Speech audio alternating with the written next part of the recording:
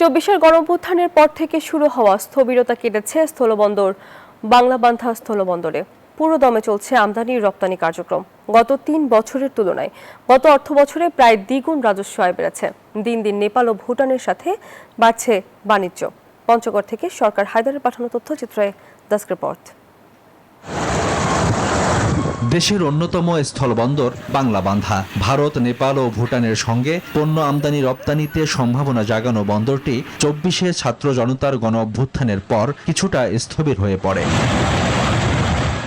তবে নির্বাচিত সরকার আসার পর থেকেই স্থবিরতা কেটে গিয়ে আবারও প্রাণ চাঞ্চল্য ফিরেছে বন্দরে। ব্যবসায়ীরা বলছেন, ভারতের সাথে সম্পর্কের টানাপোড়েনের কারণে ভারত থেকে পাথর আমদানি কম হলেও নেপাল এবং ভুটানের সাথে বেড়েছে রপ্তানি বাণিজ্য।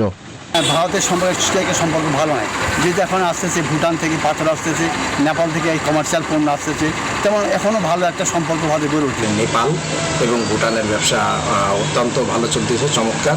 আগের চেয়ে আমাদের লক্ষ্যমাত্রা যা ছিল তার চেয়ে দ্বিগুণ হয়েছে। এই স্থলবন্দরের বর্তমান যে ব্যবসা বাণিজ্য স্বাভাবিকভাবেই চলছে। বন্দর সংশ্লিষ্টরা বলছেন, গত ২ অর্থ বছরের তুলনায় প্রায় দ্বিগুণ রাজস্ব আয় বেড়েছে এই বন্দরে। একমাত্র স্মার্ট সিটি বসুন্ধরা, আধুনিকতায় এক ধাপ এগিয়ে।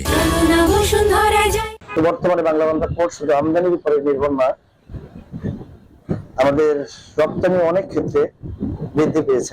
বন্দরের কার্যক্রম স্বাভাবিক হতে শুরু করেছে বলে জানান এ কর্মকর্তা। বাংলাবান্ধা স্থলবন্দরে আমদানি রপ্তানি কার্যক্রম এখন স্বাভাবিকভাবে চলছে। আমরা আশা করছি আমদানি রপ্তানির এই ধারা অব্যাহত থাকলে আমাদের শীঘ্রই বন্দরের কার্যক্রম আরো সচল হবে। দেশের অন্যতম স্থল বন্দর দিয়ে ভারতীয় ইন্দো বাংলার তেল পাইপে তেল আমদানির ফলেও বাড়ছে রাজস্ব আয়। Desk report, news 24।